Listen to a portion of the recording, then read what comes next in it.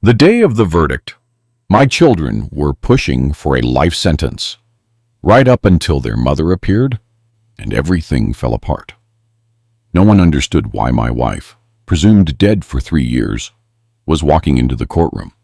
The murmurs erupted like a tidal wave. The judge hammered his gavel, demanding order.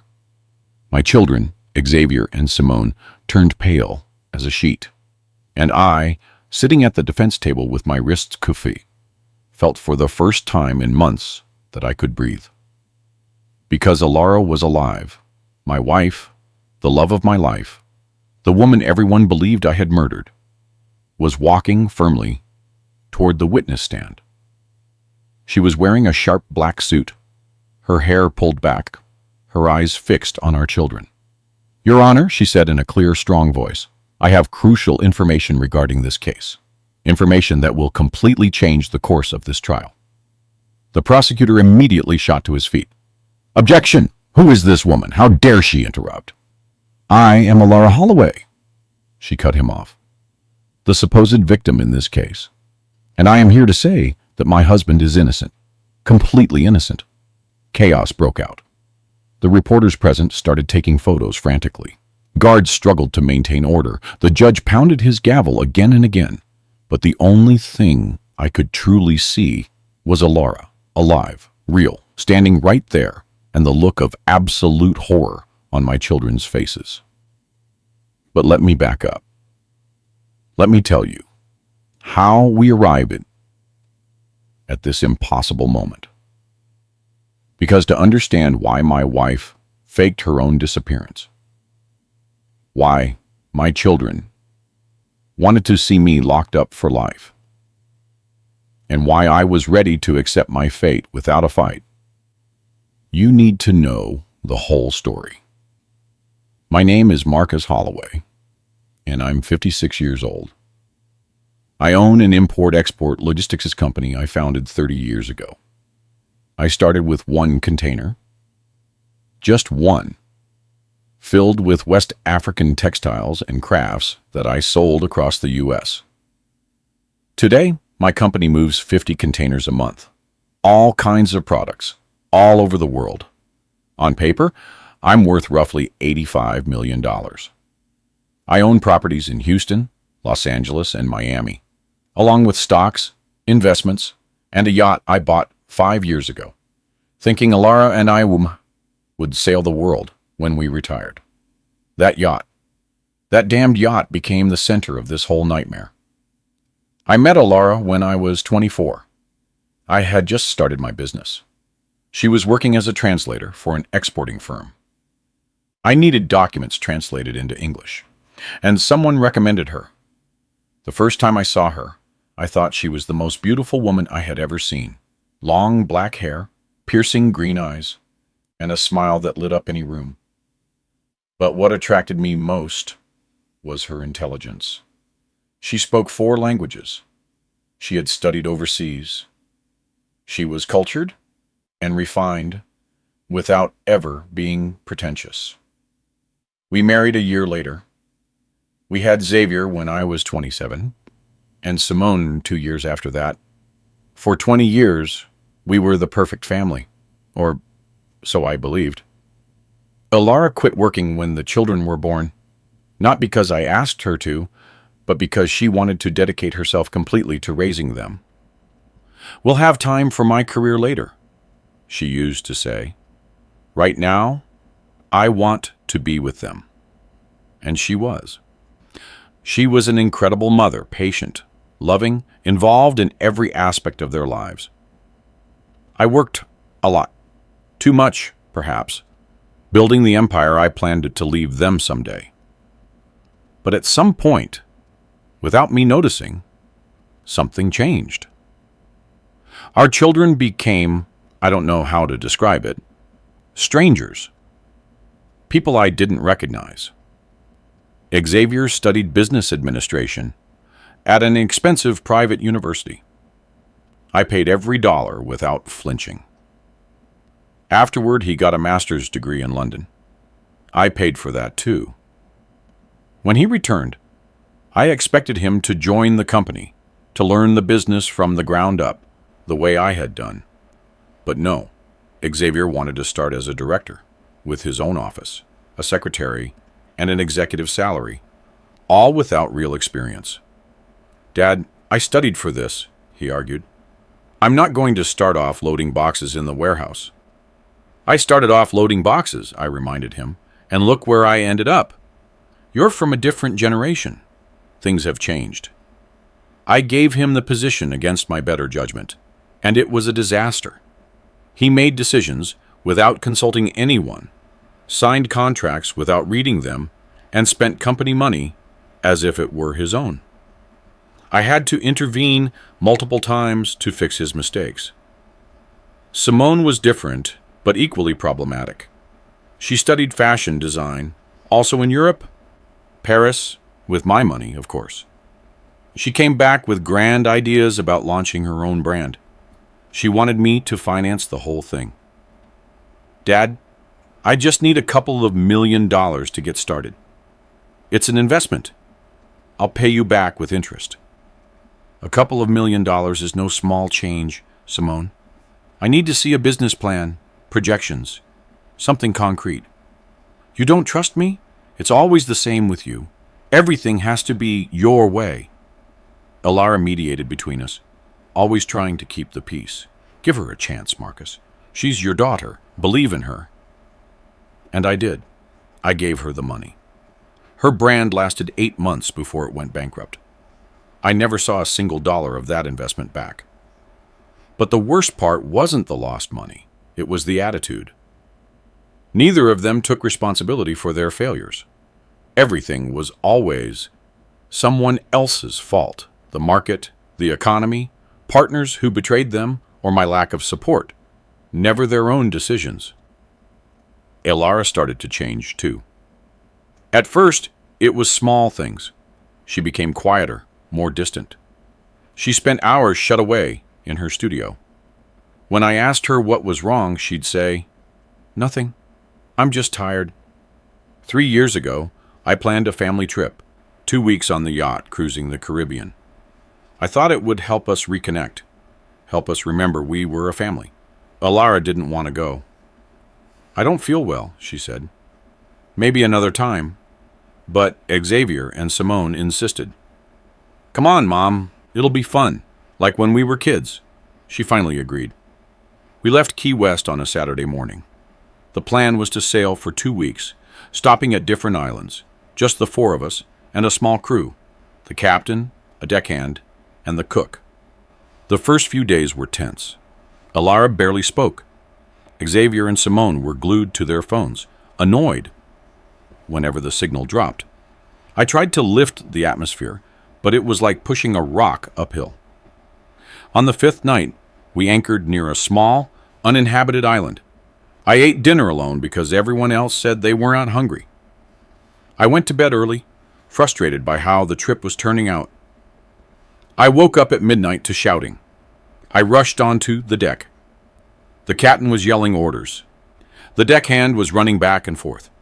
Xavier and Simone were at the bow, staring out at the sea.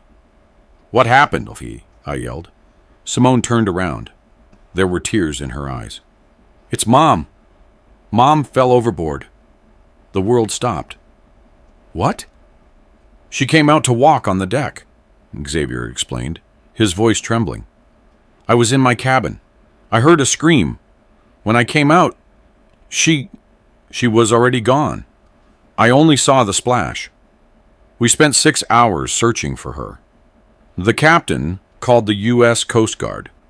They came with helicopters and divers, combing the area completely. They found nothing, not a trace of Elara, as if the sea had swallowed her whole. I went crazy. I yelled. I cried. I threw myself into the water, trying to find her, until the captain had to pull me out by force. "I'm sorry, Mr. Holloway," the Coast Guard official told me 3 days later, "but the currents out here are very strong. If your wife fell into the water in the middle of the night, the probability of survival is virtually 0. They declared Elara legally missing.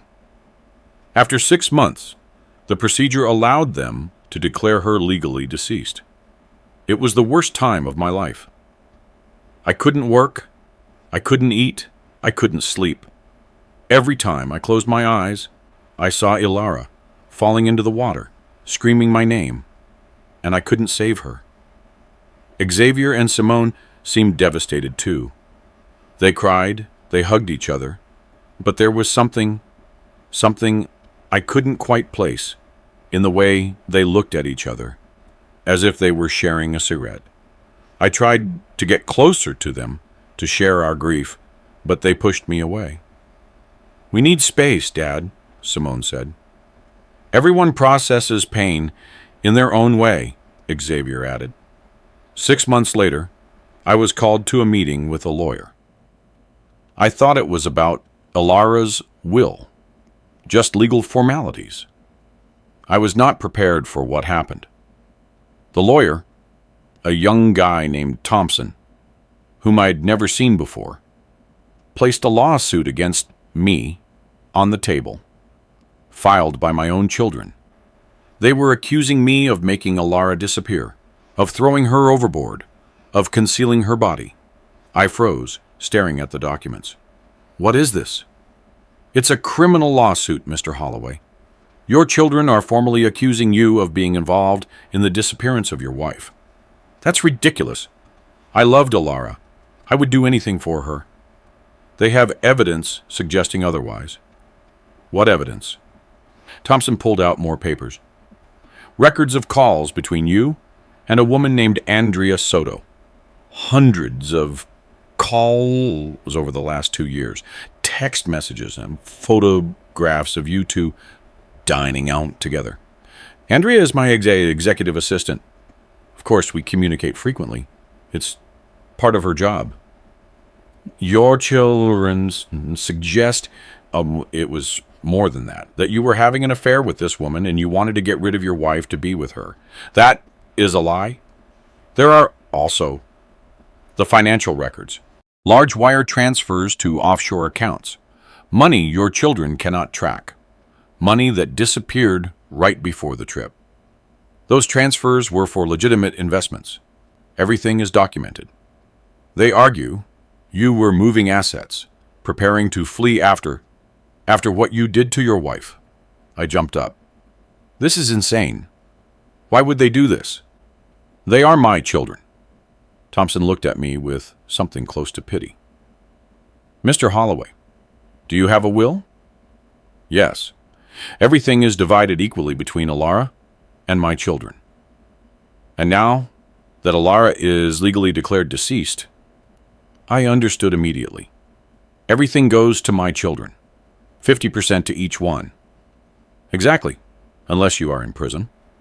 Under U.S. law, in many jurisdictions, a convicted criminal cannot inherit from the victim or maintain control over properties acquired during the marriage.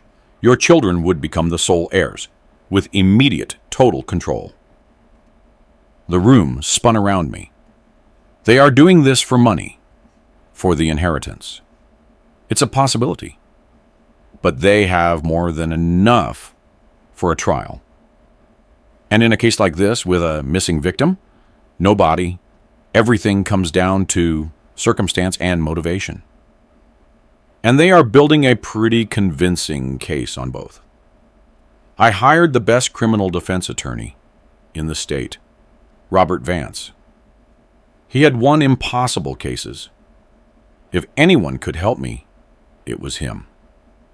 "I won't lie to you, Marcus," he told me after reviewing the whole file. "This is ugly, very ugly. They don't have physical proof, but they've constructed a solid narrative. Rich man, wife who stands between him and his mistress, the perfect opportunity during a yacht trip, and credible children as witnesses." Witnesses to what? They didn't see anything because nothing happened. They are going to testify that they heard you arguing with Ilara that night, that there were shouts, and that afterward they heard a splash. That when they came out, you were on the deck and Ilara was gone. "That's not true. I was asleep. I didn't hear anything until they woke me up. Can you prove it? You were alone in your cabin. How are you going to prove you were asleep? Exactly. It's your word against theirs. And it's 2 against 1. But why? Why would they do this to me? For money? Do they really believe I killed their mother? Robert looked at me for a long time before answering. You want my honest opinion? I think they know exactly what happened to Alara. And it has nothing to do with you. What do you mean? I think your children are lying. I think something happened to Alara that night. Something they caused or witnessed. And they are using this to eliminate you and take everything. But why would Alara just disappear? That makes no sense. Unless she had a reason. A reason to want to disappear. I didn't want to believe that. I couldn't. Alara wouldn't leave me voluntarily. Not like that. Not without saying anything. But the more I thought about the months leading up to the trip, the more things I remembered. Her distance, her sadness, the hours shut away in her studio, the whispered conversations that stopped when I walked into the room. Did she know something? Had she discovered something that had made her run away? The trial began 8 months after Alara's disappearance. The media covered it like a circus. Millionaire businessman accused of making wife disappear. The headlines painted me as a monster.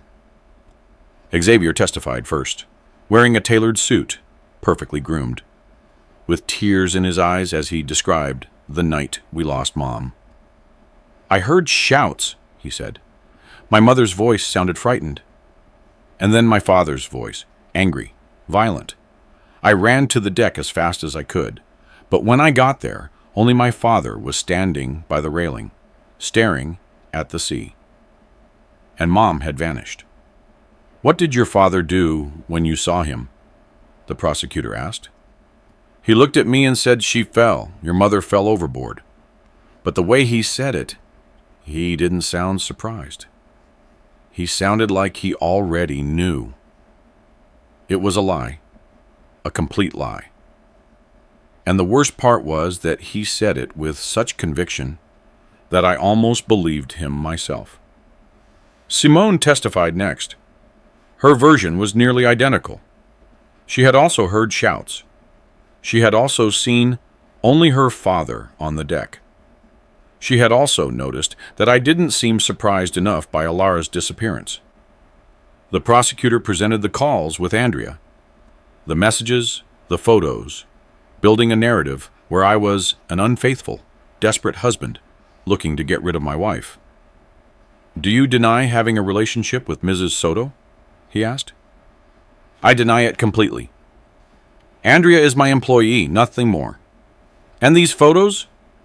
Where you appear dining together. Business dinners with clients. Present. The photos are cropped to show only the 2 of us, but there were 4 other people at that table. And the text messages where you say, I miss you? In the context of work, after she took a vacation. I missed her efficiency in the office. It sounded weak, even to my own ears. The prosecutor knew it. The jury knew it. Robert did what he could in my defense. He pointed out the inconsistencies in my children's statements. He proved that the money transfers were legitimate. He brought in experts who testified about the sea currents and how easy it would be for someone to fall accidentally from the yacht. But without Alara's body, without any physical evidence of any kind, everything came down to credibility. Who was more believable, the father or the children? The jury apparently believed the children more. The prosecution asked for life in prison. Xavier and Simone, seated in the front row with serious faces, nodded as the prosecutor argued that I was a danger to society, that I had planned and executed the perfect crime. Robert presented passionate, brilliant closing arguments. But I could see in the faces of the jury that they had already decided. The judge called for a recess before the verdict, 48 hours. Then we would return to hear the jury's decision. I spent those 48 hours in a cell, thinking, remembering, trying to understand how my life had come to this point. And then the final day came, the day of the verdict. We all sat in the courtroom. The jury took their places. The judge was about to ask for the verdict to be read when the back doors of the courtroom opened, and Alara walked in. The silence that followed Alara's entrance was absolute, as if everyone in the room had stopped breathing at the same time. Even the judge, an older man who had seen everything in his 30 years on the bench, stood paralyzed with the gavel suspended in the air. Alara walked down the center aisle with a firm step. She wore a designer black suit. Her hair was perfectly styled, impeccable makeup. She didn't look like someone who had been missing for 3 years. She looked like the successful, confident woman I remembered from a decade ago. My eyes filled with tears. I wanted to stand up, run to her, hug her, but the guards held me firmly. Xavier shot to his feet. "No! It can't be!" Simone clapped her hands over her mouth. Her face had lost all color. "Mom!" The prosecutor, completely bewildered, began desperately flipping through papers, as if he could find an explanation for the impossible there. Alara reached the witness stand and looked directly at the judge. "Your Honor, I request permission to testify. I have crucial information that will completely change this case." The judge cleared his throat, still processing.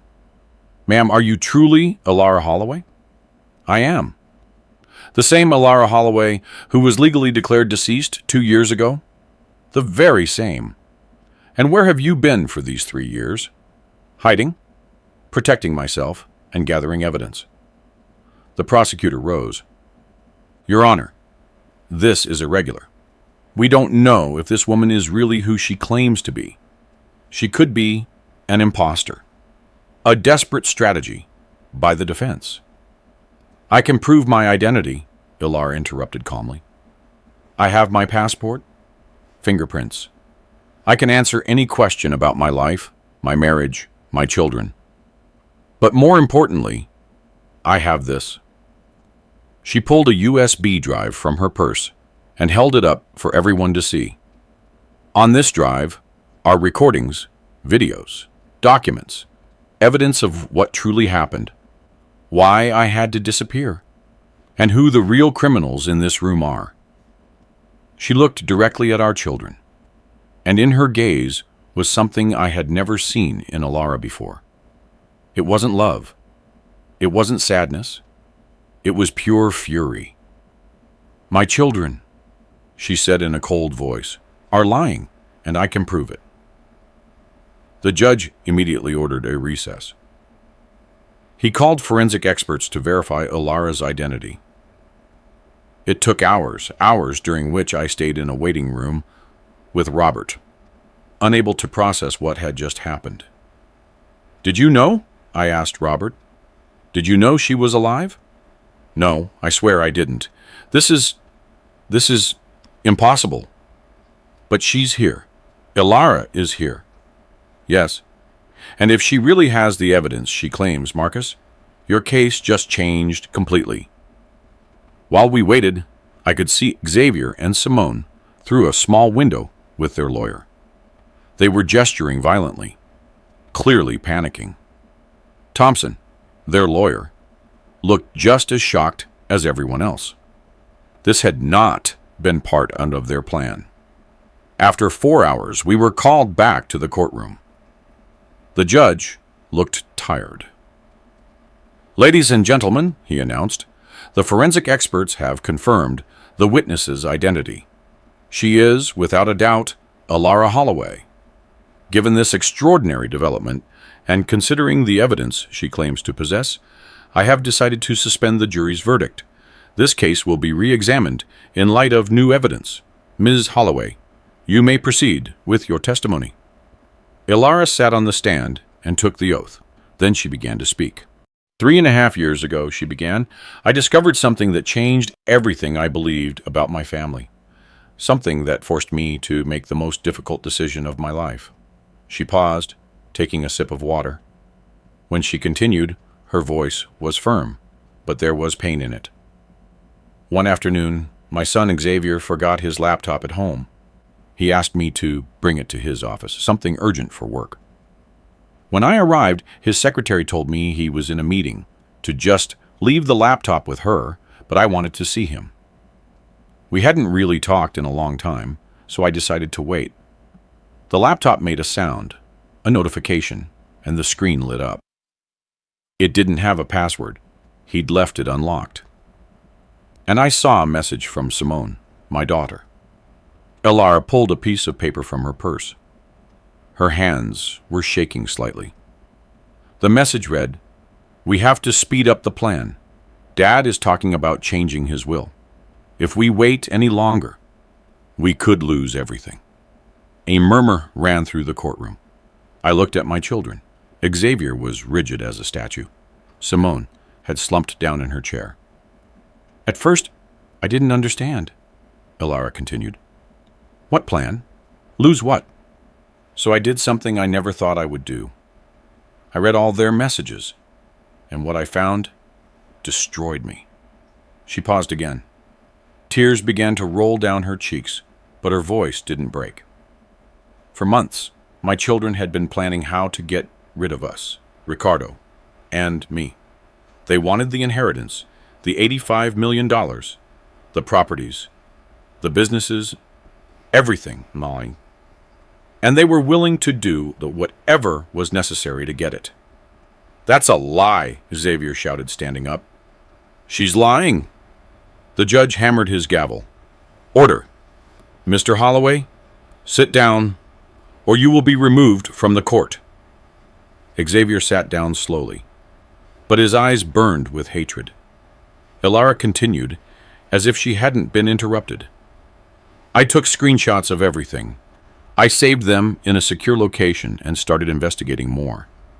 I discovered they had been diverting money from Marcus's companies for years.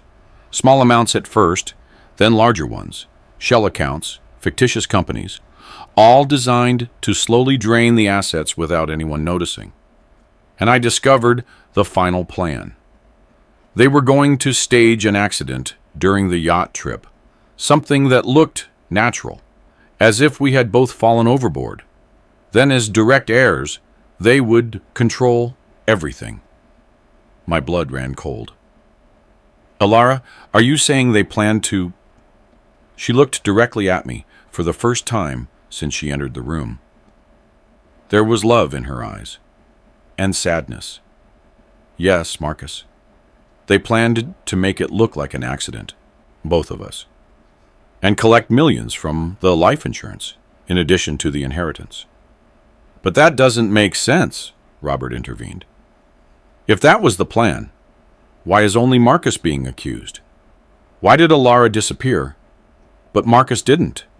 Because, Ilara said, I discovered the plan before they could execute it and took my own measures. She turned to the judge. Your Honor, may I show the contents of this USB drive? The judge nodded. A technician quickly set up a projector. The courtroom lights dimmed, and the presentation began. The first video showed Xavier's laptop, with the date and time clearly visible, messages between him and Simone. There were dozens, hundreds, maybe. Dad's being a problem. He won't give up control of the company. We have to do something. The old man is getting more stubborn. What if they had an accident on the yacht? No one would ask questions. Perfect. But it has to look natural. Both of them. We can't risk one surviving. What if we hire someone from the crew who can help? I already talked to the deckhand. Marco has debts. He's willing to do it for $50,000. The next video was different, taken with a cell phone. It showed Xavier and Simone in what looked like a coffee shop, talking to a man I immediately recognized. Marco, the deckhand, who had been with us on the yacht.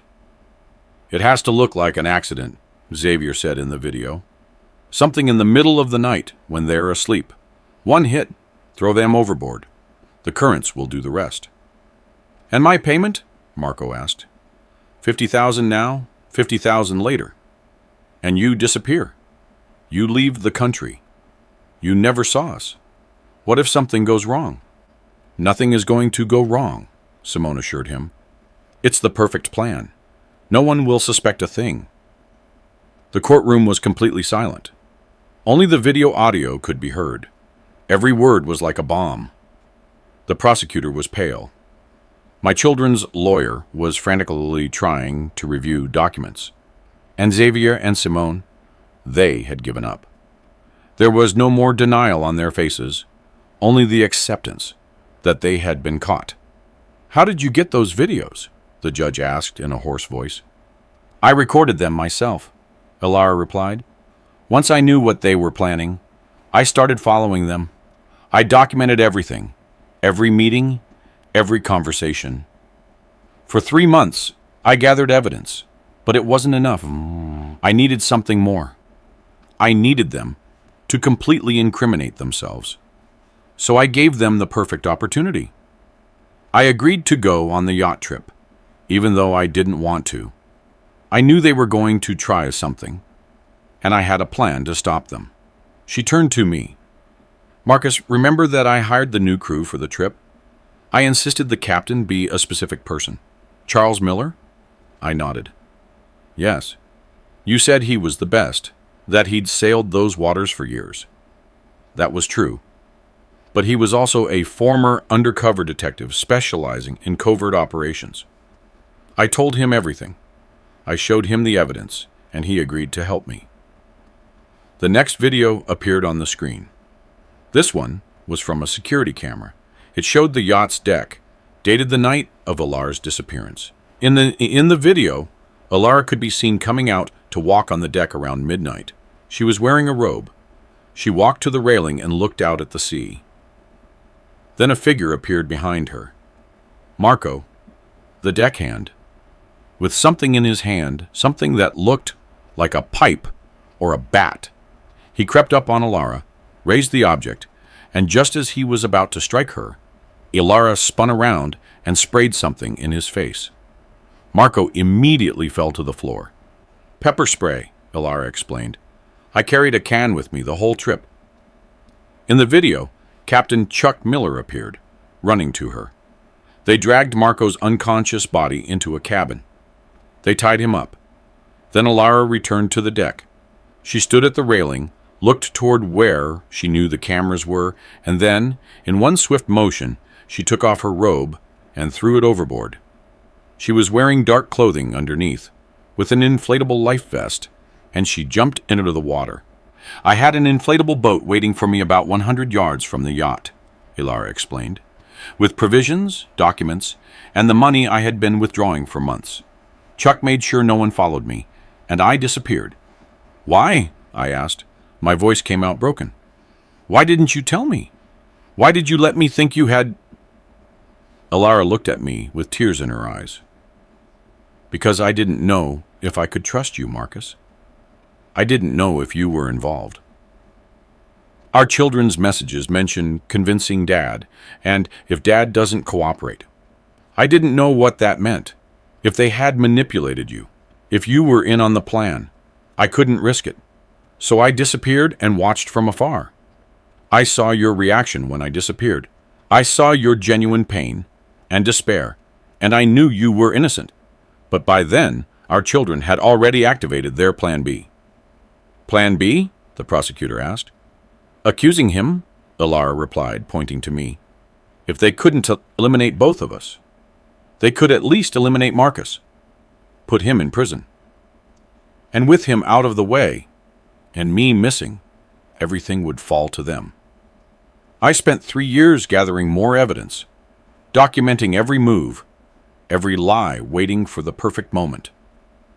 And that moment was today, right before the verdict, just when they thought they had won." Elara stood up from the stand and walked toward where Xavier and Simone were sitting. She stopped in front of them. "You are my children," she said, her voice cracking. "I carried you in my womb. I breastfed you. I raised you. I gave you everything. Everything. And you? You were willing to eliminate us for money? How? How did you get to this point?"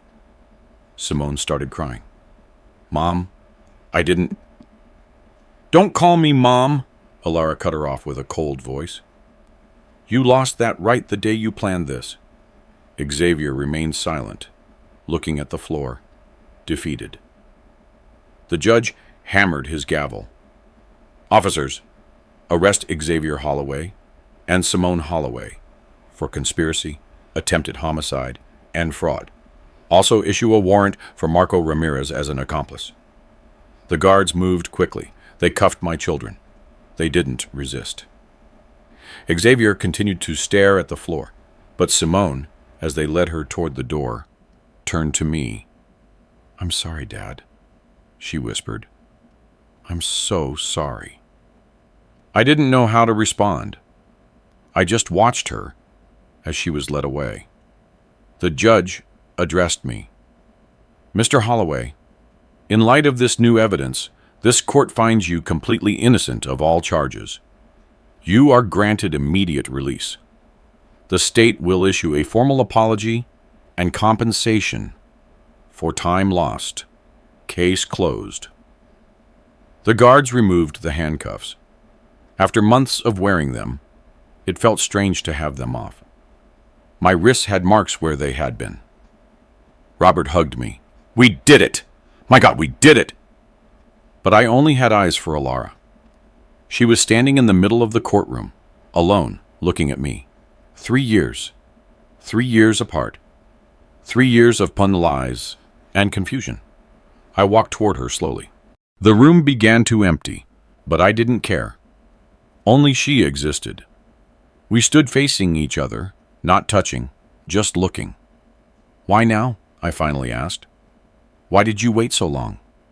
"Because I needed to be sure I had enough evidence. I needed this to be airtight, so there was no way for them to escape." "And why?" Her voice cracked. "Because I was afraid. Afraid you would hate me for leaving you, for not trusting you, for putting you through all of this." I was in prison, Alara. Months waiting for a verdict that would have condemned me for life. I know, and I'm never going to ask you to forgive me for that. But I had to protect both of us, and this was the only way. "Where were you?" "In Belize, with a false identity, working in a small bookstore, living in a one-room apartment with the money I had saved. It was difficult, lonely. Every day, I wondered if I had done the right thing." "And did you? Did you do the right thing?" She looked toward the door where our children had been taken. "I saved us, Marcus, both of us. Our children would have eliminated us, and then lived with millions of dollars stained with our blood. At least now, they have a chance to, I don't know, reflect, to change, to pay for what they did. But the cost was high. I know, but we're alive, and we're free, and that's more than we would have had if I hadn't acted." She was right. Of course, she was right. But the pain was real. The betrayal was real, not just from our children, but from her too, for not trusting me, for leaving me alone. "I need time," I finally told her, "to process this, to understand, to decide what all of this means for us." Alara nodded. Tears were streaming down her cheeks. "I understand, and I will give you all the time you need. But Marcus, I never stopped loving you. Not for a single day in those 3 years. Every decision I made, however painful, was because I love you and because I wanted to protect you." "I know," I whispered. "I love you too. I've always loved you, but that doesn't make this any less complicated." She extended her hand. I hesitated, then I took it. Her hand felt the same, warm, familiar, like coming home. Then let's start there, she said softly. Let's rebuild the rest, day by day. I nodded because I didn't know what else to do. The world had completely changed in one afternoon. My children were criminals. My wife had returned from the missing. And I had to rebuild a life that had been shattered. But at least I wasn't alone. And for now, that was enough. 3 days after the trial, Alora and I sat on the terrace of a house we had temporarily rented. I couldn't go back to our old house. Too many memories, too much pain. We needed a neutral space while we decided what to do with our lives. We drank coffee in silence. We had spoken little since leaving the courtroom. There was so much to say that neither of us knew where to begin. Finally, Alara broke the silence. Have you thought about visiting them? I knew who she meant. Xavier and Simone were in pretrial detention, awaiting their own hearing. They faced serious charges: conspiracy to commit homicide, attempted homicide, fraud. The prosecutor estimated they could receive between 20 and 30 years each. I didn't answer. You? She shook her head. I don't know if I could. I don't know what I would say to them. How did we get here, Alara? At what point did we lose our children? She took a sip of a coffee before answering. I think we lost them gradually, without realizing it. We gave them everything, but by giving them everything, we didn't teach them to value anything. We taught them values, I protested. Hard work, honesty, respect. We taught them the words, Alara corrected. But our actions taught them something different. Every time Xavier made a mistake, and you fixed it with money. Every time Simone failed, and we bailed her out without consequences, we taught them that money solves everything. That there are no real consequences for their actions. Her words hurt because they were true. I remembered all the times I had paid off Xavier's debts, the failed investments of Simone's that I had covered, the problems I had made disappear with my checkbook. And the plan, I asked, when do you think they started planning that? Alara pulled out her phone and showed me screenshots I hadn't seen in court, older messages. Based on what I could track, they started 5 years ago. Subtly at first, talking about what they would do with the inheritance. Then it became more specific, more urgent, especially after you mentioned you were thinking of donating part of your fortune to charities. I remembered that conversation. It had been during a family dinner. I mentioned that Bill Gates and Warren Buffett had inspired my thinking on wealth and legacy. I want to leave something more than money, I had said. I want to leave a positive impact. Xavier had responded with a tense smile. Sure, Dad. But first, make sure you take care of your family. I understood that smile now. It wasn't support. It was fear. Fear of losing his future inheritance. I have one question, I said, looking at Alara. One that's been eating at me. Why didn't you go to the police from the beginning? When you discovered the plan, why didn't you just have them arrested? Alara sighed. Because I didn't have enough evidence. The messages were incriminating. Yes. But a good lawyer could argue they were just fantasies. Conversations without real intent. I needed proof of action, of concrete steps toward executing the plan. And Marco, the deckhand they hired, you could have had him arrested. I didn't know about Marco until 2 weeks before the trip. And by then, I had already made the decision to disappear. I thought it was safer, more effective. If I disappeared, they would have to act. They would have to show their hand. and I could document everything from a safe distance. But you left me alone, without knowing anything, thinking you had... I know, she interrupted, her voice cracking. And that decision has tormented me every day for 3 years. But Marcus, I had to be sure. I had to know if you were involved. How could you think I... Because there were messages that mentioned you. Messages where Xavier said, Dad agrees. And Dad said, it's fine. I didn't know if they had convinced you. If they had manipulated you. If you knew and simply didn't want to stop them. I got up from the chair and walked to the terrace railing. The city stretched out before us. Millions of people living their normal lives, unaware that my world had collapsed and been rebuilt in a matter of days.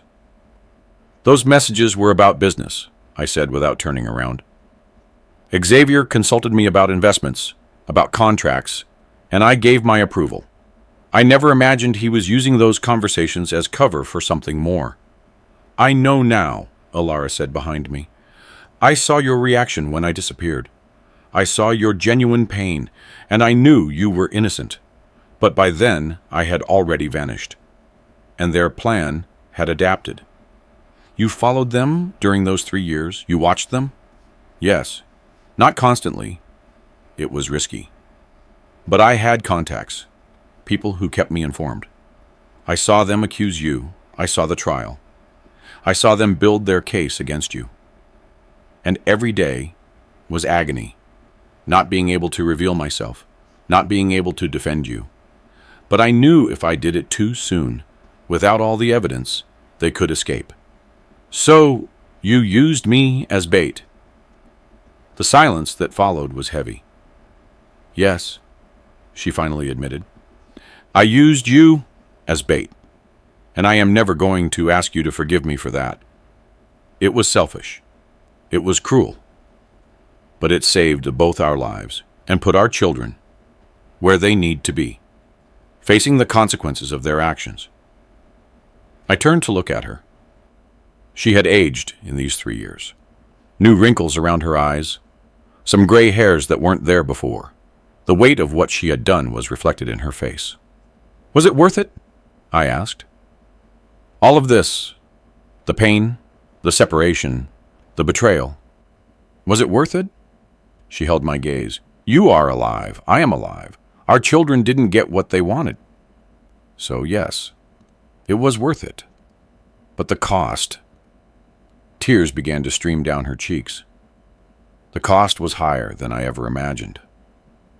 I went back to my chair and took her hand. It was cold. I don't know if I can forgive you, I said honestly. Not now, maybe never completely. But I understand why you did it. And part of me admires you for having the courage to do the impossible. What do we do now? She asked in a small voice. I don't know.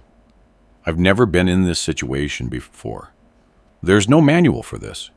We sat in silence for a long time. The sun was beginning to set, painting the sky in orange and purple. I want to try, Alara said suddenly. I want to try to rebuild what we had. I know it won't be easy. I know the trust is broken. But these 3 years without you taught me something. I love you more than I thought possible. And I don't want to waste what we have left of life. I looked at a woman who had been my wife for over 30 years, who had carried our children, who had built a home with me, who had done the unthinkable to save us.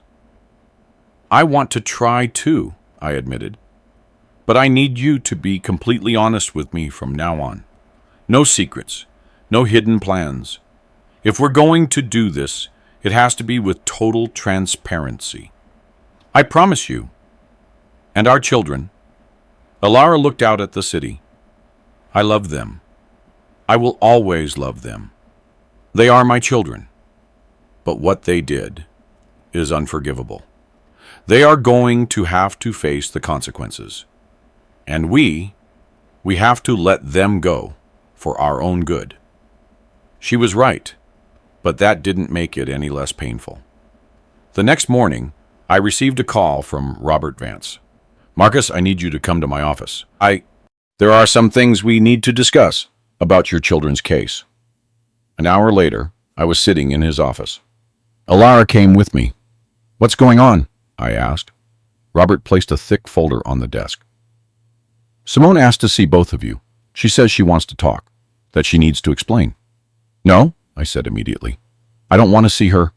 Marcus, I understand, but there's something else. The prosecutor is offering a deal. If Simone testifies against Xavier, if she provides additional evidence about the plan, they could reduce her sentence from 30 years to 10. And what about Xavier? He's not cooperating. He refuses to talk. His lawyer is preparing a full defense. He's going to trial. Alara spoke for the first time. Would Simone accept the deal? She's considering it, but she wants to talk to you first. She says she needs your forgiveness. I laughed bitterly. Forgiveness? After everything she did? You don't have to go, Robert said. It's completely your decision. I looked at Alara. She had tears in her eyes. She's our daughter, she whispered. She's a criminal, I corrected. A criminal who wanted to see us gone. She's also our daughter, and part of me needs to understand, needs to hear it. Even if it's one last time. I didn't want to. Every cell in my body screamed not to go, not to give her that satisfaction. But Alara was right. We needed to listen. We needed to understand, even if it was painful. All right, I finally said, we'll go, but only once. Then it's over. 2 days later, we walked into a prison visiting room. Simone was already there, sitting on a plastic chair. She was wearing the orange inmate uniform. No makeup. Her hair was pulled back in a simple ponytail. She looked small, scared. Nothing like the confident woman who had testified against me in court. When she saw us, she immediately started to cry. Mom! Dad! We sat across from her. A metal table separated us. A guard watched from the corner. Why? Alara asked without preamble. Why did you do this? Simone wiped her tears with the back of her hand. Because I was jealous. Angry.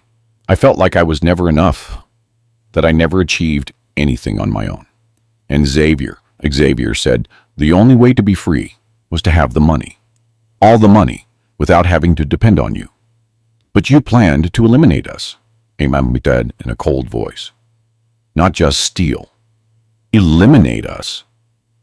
I didn't want to, she sobbed. At first, we only talked about waiting for you. Inheriting naturally when you were older.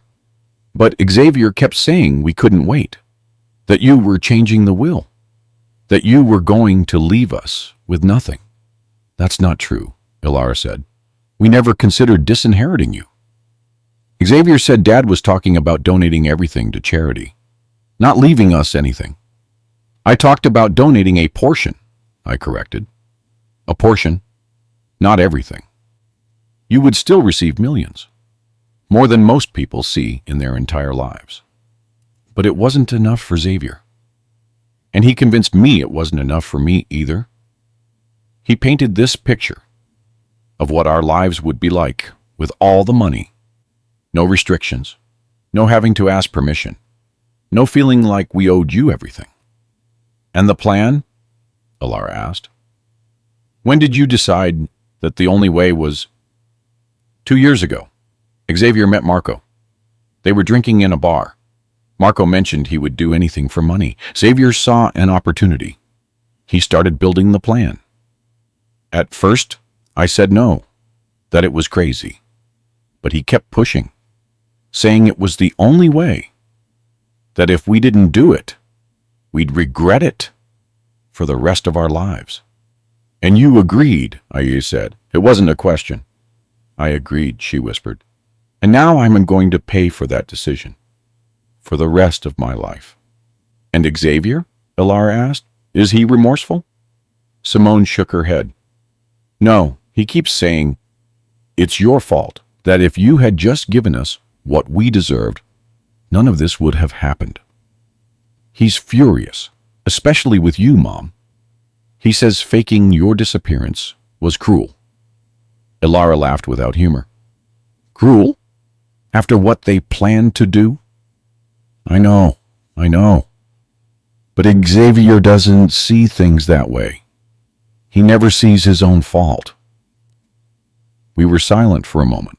Only the ticking of the clock on the wall could be heard. The prosecutor offered a deal, Simone said finally. If I testify against Xavier, if I tell them everything I know, they'll reduce my sentence from 30 to 10 years. And are you going to do it? I asked. I don't know. Xavier is my brother. But he's also the reason I'm here. He started all of this. He convinced me. He hired Marco. She looked directly at Ilara. What would you do, Mom, if you were in my place?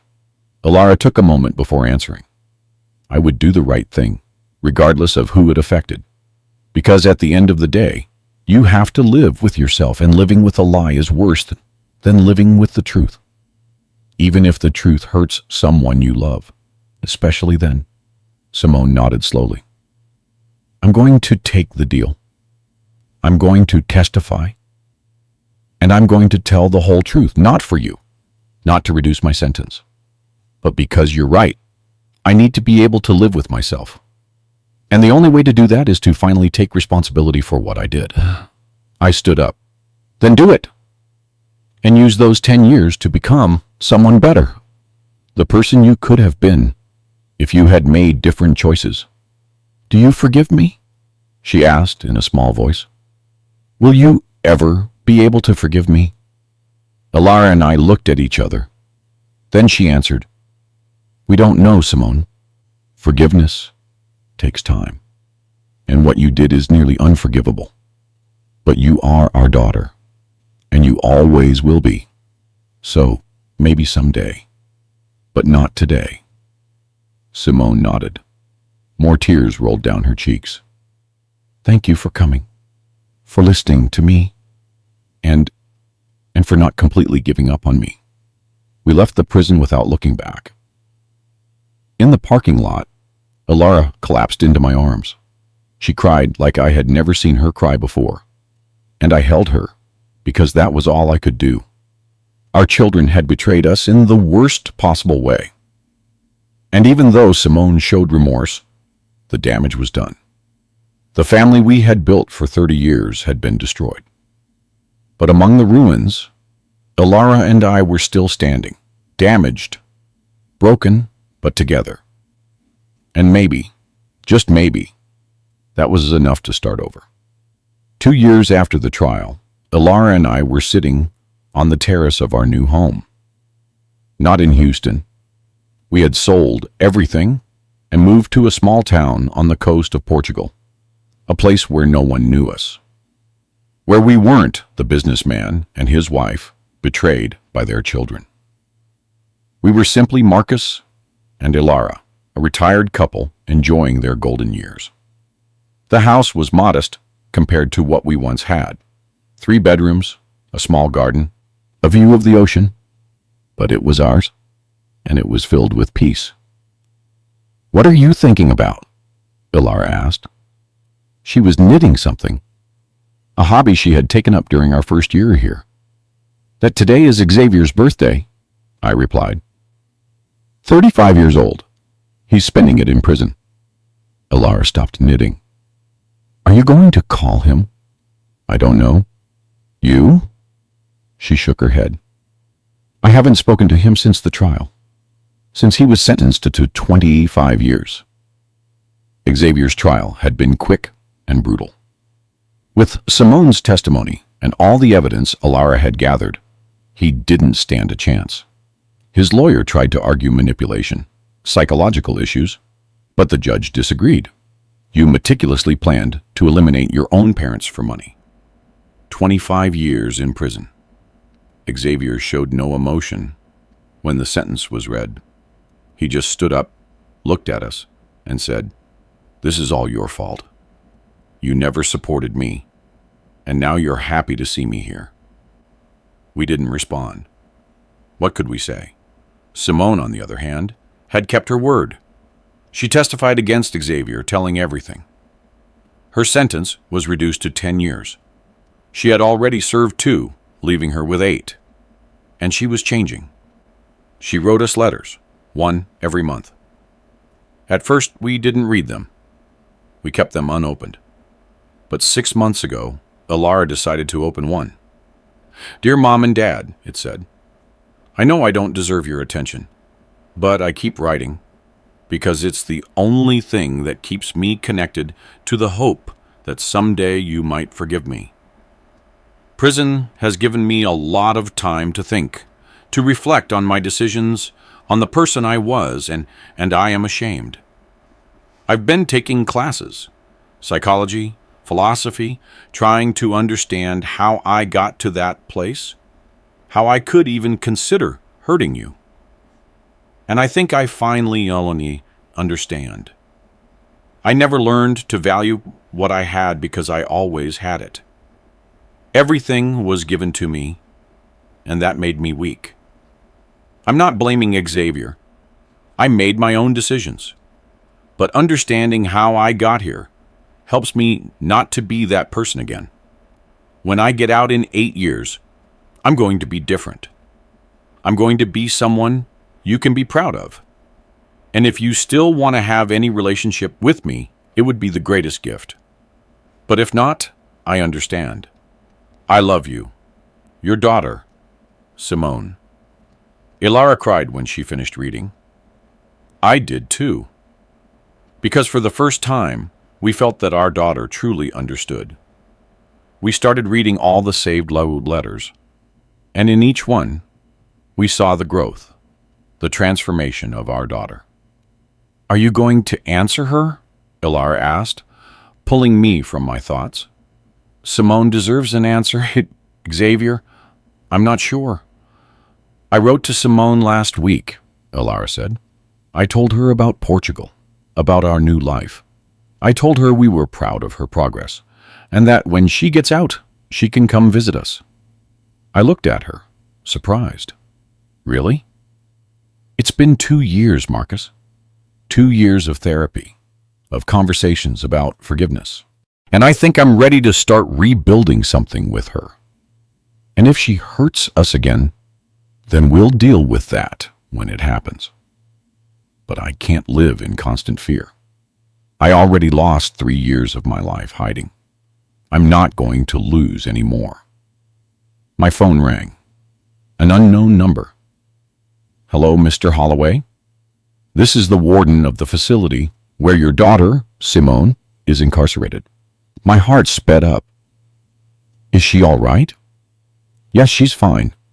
I'm calling because she's being considered for early parole, for good behavior, for her participation in rehabilitation programs. The judge is impressed with her progress." "Parole? But she's barely served 2 years.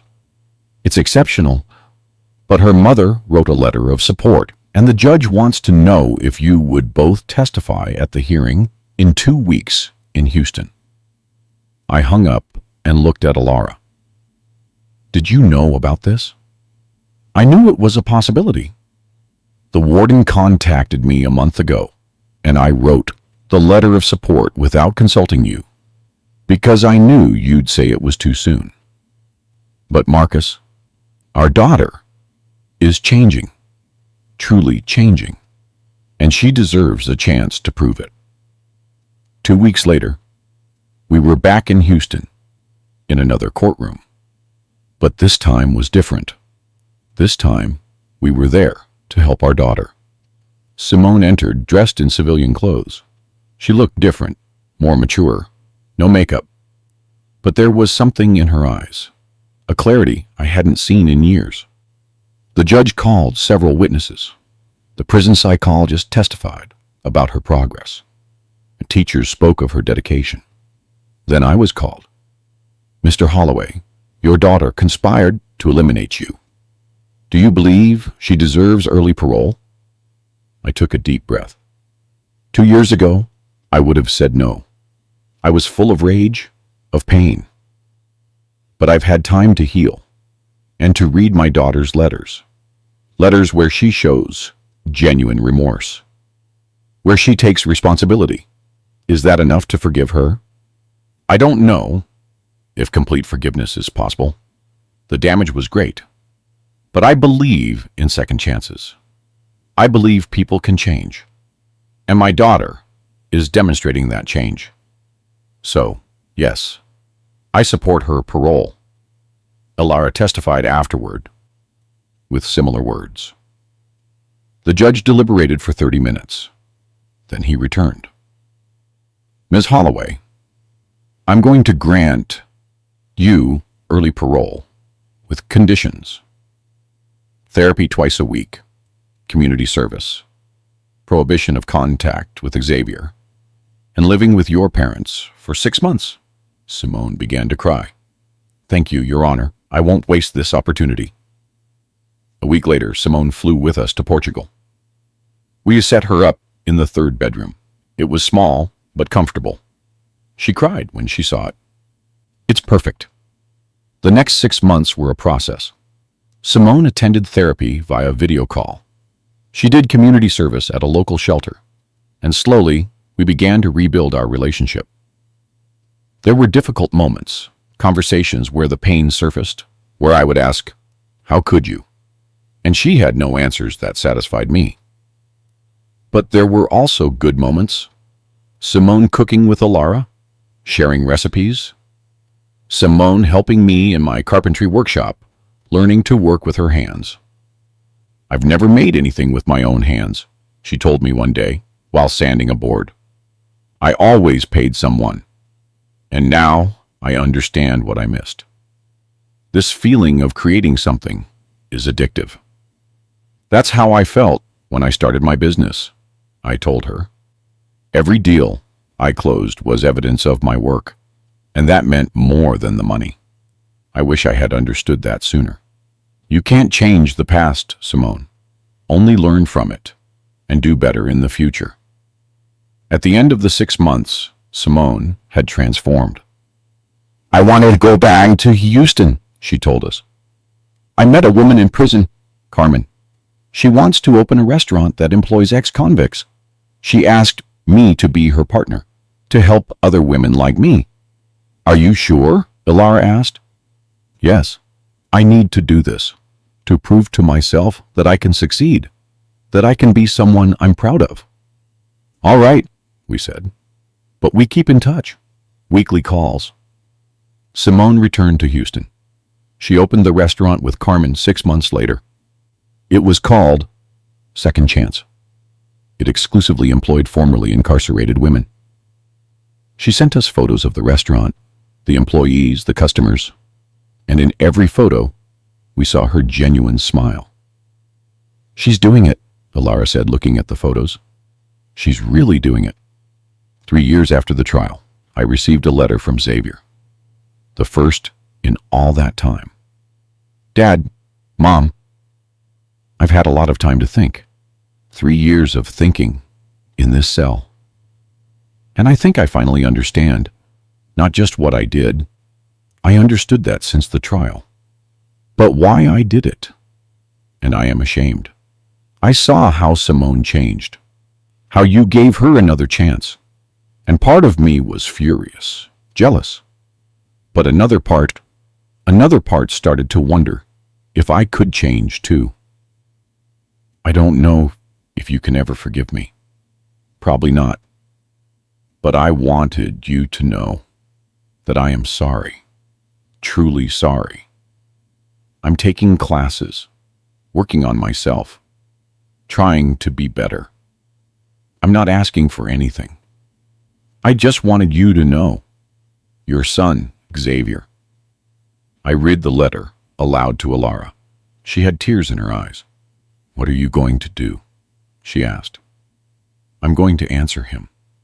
I'll tell him I appreciate the letter, that forgiveness takes time, but that, as with Simone, the door isn't closed. That if he does the work, if he truly changes, we'll be here. 5 years after the trial, we were celebrating our 40th wedding anniversary. Simone flew in from Houston with her boyfriend, David. He was a chef at her restaurant, an ex-convict, too. We have 3 locations now, she told us proudly, employing over 50 people, people who just needed a chance. I'm proud of you, I told her with tears, of the woman you've become. It wouldn't have been possible without you. Without you giving me that second chance when I didn't deserve it. That night, after they left, Alara and I sat on our terrace, holding hands, looking at the stars. Any regrets? She asked. Millions, I admitted, but also gratitude for surviving, for having you, for seeing our daughter transform. And the money? Do you regret donating it all? After the trial, we had made a decision. We sold everything, the companies, the properties. We paid off debts, set up a small retirement fund for ourselves, and the rest, $70 million, we donated to hospitals, educational programs, shelters, organizations that helped families in crisis. No, I replied. That money almost destroyed us. I prefer to live modestly and sleep in peace. Now I work in a carpentry shop. Alara teaches English classes. We live with just enough, and we are happier than ever. Xavier hates us for that, Alara said, for donating the money, more than anything else. His life destroyed itself. We just refused to finance his self-destruction. We sat in silence, listening to the waves. My family had been destroyed, but from the ashes, something new had emerged, something stronger, more real. You know what's ironic? I said. I spent 30 years building an empire for my children, and that very gift was what corrupted them. It wasn't the money, Alara corrected. It was the way we gave it. Without conditions, without limits, without teaching them to earn it. She was right, and we had paid a heavy price for that mistake. But we had also learned, we had grown, we had survived. And in the end, that was what mattered. If you are listening to this story, if it resonates with you, I want you to know something. Family betrayal hurts more than anything in the world, but it doesn't define you. You choose how to respond. I chose to grow. Alara chose to fight for us. Simone chose to change. And Xavier, maybe someday, he will choose change too. The money is gone. The company sold. The perfect family we thought we had was an illusion. But what was left was more valuable. It was real. It was earned. It was chosen. Alara and I survived the impossible. Simone found her path by helping others, and we found peace in simplicity. Forgiveness is not weakness. It is the highest form of strength. It is choosing not to let the poison of the past contaminate your future. From the shores of Portugal, at 61 years old, and with a life completely different from the one I imagined, I wish you peace. I wish you courage to face your own betrayals. And I wish you the wisdom to know that family isn't just blood. It's choice. It's effort. It's forgiveness. And sometimes it's having the courage to start anew. Thank you for listening to my story. The story of how my children tried to destroy me, how my wife saved me by faking her own disappearance, and how we learned that true legacy isn't the money you leave. It's the person you choose to be when everything collapses. Did you like my story? If you listened till the end, drop a number 1 in the comments. If you enjoyed it, you can support me by liking the video and sending a small tip. I've got lots of other life stories like this on my channel. so make sure to subscribe and check them out. I've added 2 new stories on screen that everyone loves. Thanks for being here. See you in the next one. With love.